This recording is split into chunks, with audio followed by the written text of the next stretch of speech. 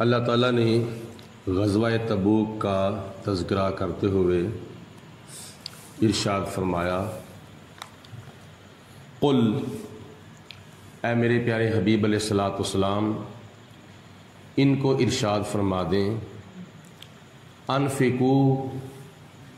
تم اللہ تعالیٰ کی راہ میں خرچ کرو، طوعاً، فراخ دلی سے، او کرہن، یا تنگ دلی سے، لن یتقبل منکم، تو وہ تمہاری طرف سے ہرگز قبول نہیں کیا جائے گا، انکم کنتم قوما فاسقین، کیونکہ بے شک تم نافرمان قوم ہو۔ جو منافقین تھے ان میں سے چند ایک نے کہا کہ اے اللہ کے رسول صلی اللہ علیہ وسلم، ہم جنگ اور جہاد نہیں کر سکتے، ہم یہ کام نہیں کر سکتے، ہاں ہم آپ کی مالی امداد کر سکتے ہیں، تو وہ ہمارے لیے کوئی حکم ہے تو وہ کریں، ہم مال دیں گے، ہم دولت دے دیں گے، جہاد کے لیے فنڈ ہم دے دیں گے۔ تو نبی کریم علیہ الصلوۃ والسلام نے فرمایا کہ جب تم جہاد پر نہیں جانا چاہتے تو میں تمہاری دولت کو، میں تمہارے فنڈ کو کیا کروں؟ تو اس وقت یہ آیت مبارکہ نازل ہوئی، قل، اے میرے پیارے حبیب علیہ الصلوۃ والسلام آپ ان منافقین کو ارشاد فرما دیں، انفقوا طوعا او کرہن، تم خوشی سے یا ناخوشی سے، فراخ دلی سے یا تنگ دلی سے، مجبور ہو کر یا مسرور ہو کر خرچ کرو اللہ کی راہ میں، لن یتقبل منکم، تو تمہارا دیا ہوا ہرگز اللہ تعالیٰ قبول نہیں فرمائے گا، انکم کنتم قوما فاسقین، کیونکہ تم نافرمانی کرتے ہو، تمہارے دلوں کے اندر جب ایمان نہیں ہے تو تمہارا دیا ہوا مال کیسے اللہ کی بارگاہ میں قبول ہوگا؟ تمہاری سخاوت بھی اس وقت قبول ہوگی جب تمہارے دلوں کے اندر ایمان ہوگا۔ وما منعهم ان تقبل منهم نفقاتهم، ان کا دیا ہوا مال یا ان کا خرچ کیا ہوا مال اللہ کی بارگاہ میں قبول اس وجہ سے نہیں ہوا تھا، الا انہم کفروا باللہ و برسولہ، کیونکہ وہ اللہ تعالیٰ کے ساتھ بھی کفر کرتے تھے اور اللہ کے پیارے رسول علیہ الصلوۃ والسلام کے ساتھ بھی کفر کرتے تھے۔ اگر وہ کلمہ پڑھتے تھے منافقانہ طور پر، نمازیں پڑھتے تھے تو منافقانہ طور پر، تو جب دل کے اندر منافقت تھی، اللہ رسول کا کفر تھا، تو اس وجہ سے ان کا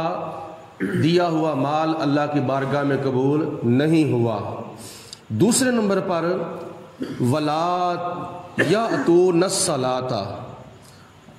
اور جب وہ نماز پڑھنے کے لیے آتے تھے، الا وہم کسالى، تو وہ بڑی سستی کے ساتھ، بڑی کہلی کے ساتھ نماز پڑھنے کے لیے آتے تھے۔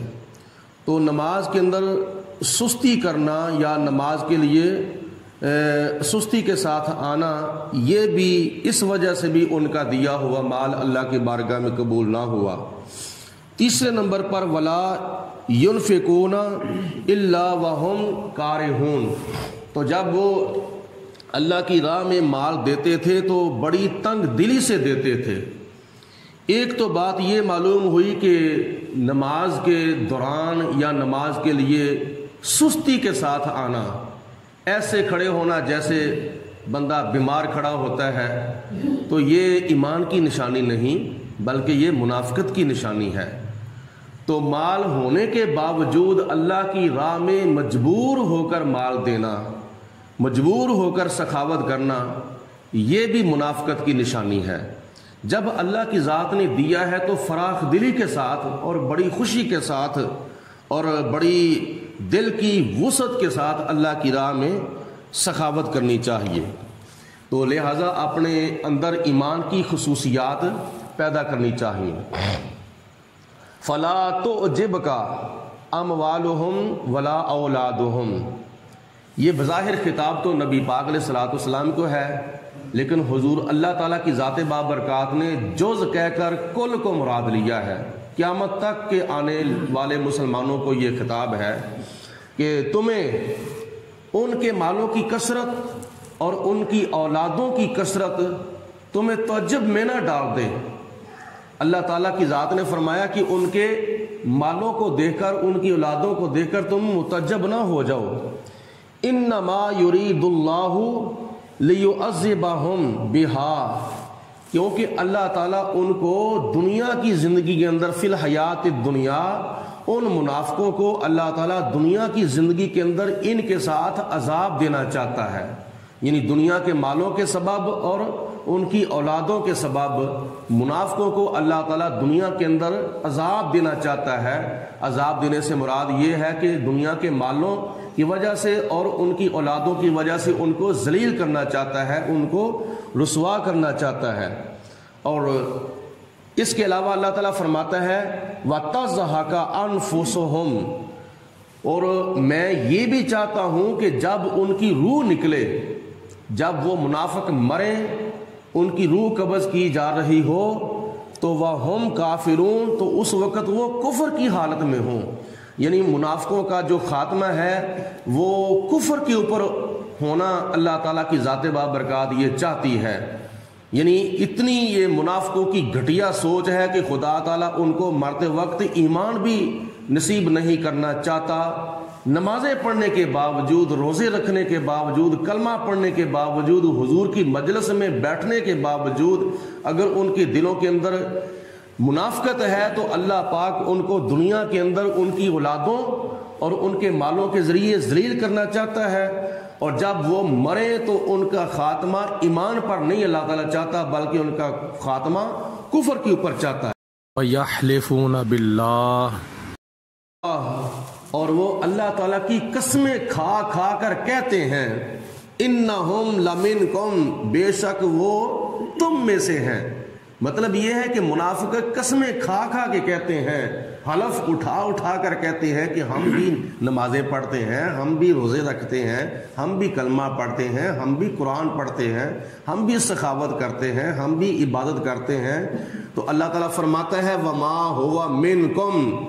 حالانکہ وہ تم میں سے نہیں ہے، یعنی ظاہری طور پر تو وہ تم میں سے ہیں، جسمانی طور پر وہ تم میں سے ہیں، تمہارے اندر وہ شامل ہیں، لیکن دلی طور پر وہ تمہارے اندر شامل نہیں، کیونکہ انہوں نے زبان سے کلمہ پڑھا ہے، انہوں نے دل کی گہرائیوں سے کلمہ نہیں پڑھا۔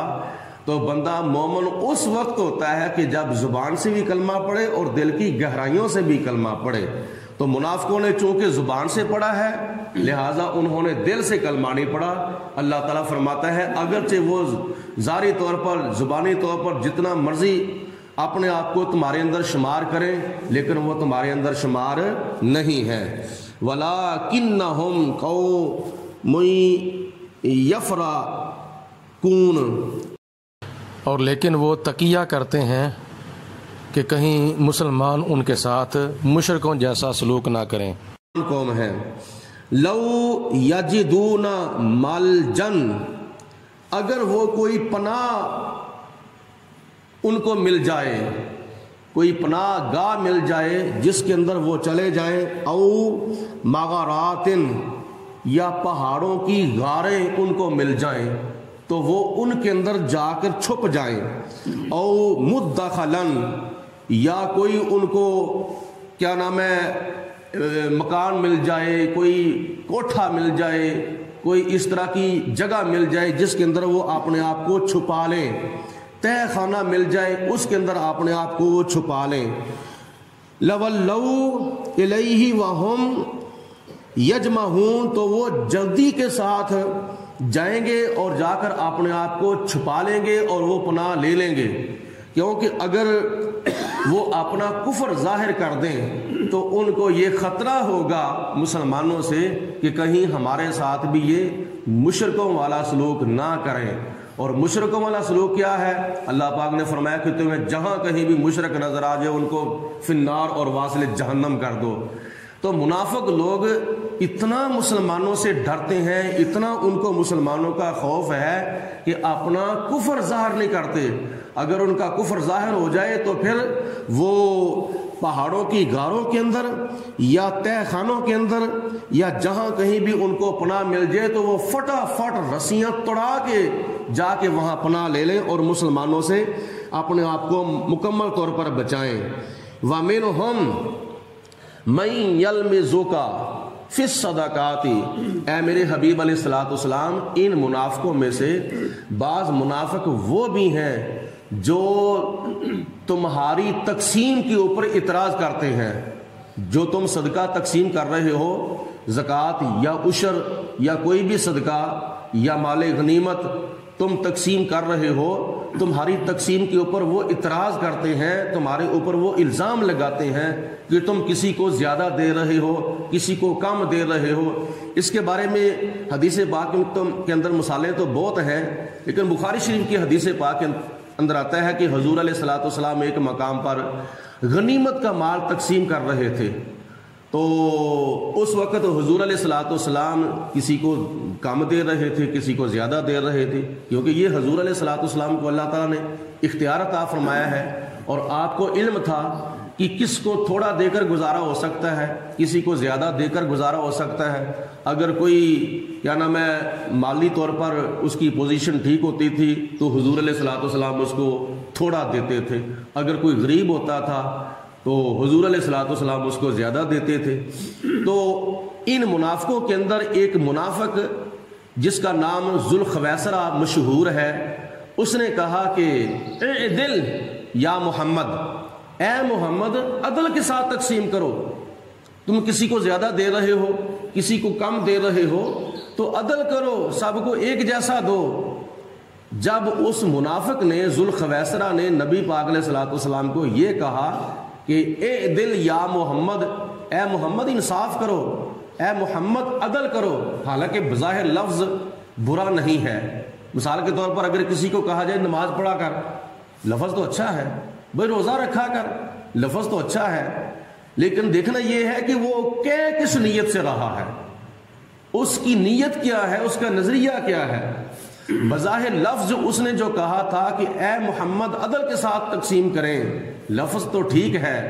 لیکن اس کے اندر جو اس کی نیت تھی نا، اس کا ارادہ تھا، جو اس کا نظریہ تھا، وہ بڑا خطرناک تھا۔ اس نے نبی پاک علیہ الصلوۃ والسلام کے اختیار کو نہیں مانا تھا۔ اس نے کہا تھا کہ اے محمد عدل کے ساتھ تقسیم کریں، اور اس نے نبی پاک علیہ الصلوۃ والسلام کے اختیار کو نہیں مانا تھا، وہ حضور کے اختیارات کا منکر تھا، جبکہ خدا تعالیٰ نے اپنے محبوب علیہ السلام کو اختیارات عطا فرمائے ہیں۔ تو اس لیے اس نے کہا تھا کہ اے محمد عدل کے ساتھ تقسیم کریں، تو حضور علیہ الصلوۃ والسلام کو جلال آ گیا، آپ نے غضبناک ہو کر کہا اور تجھے تیری ماں روئے۔ ایک حدیث پاک میں یہ لفظ آتے ہیں، اور تجھے تیری ماں روئے، اور دوسرے روایت میں یہ لفظ ہے تجھے اللہ تعالیٰ عذاب دے۔ اگر میں نے اس زمین کے اوپر انصاف نہیں کرنا تو پھر کرنا کس نے ہے؟ میں انصاف کرنے آیا ہوں اور میں انصاف کروانے آیا ہوں، میں تو انصاف کا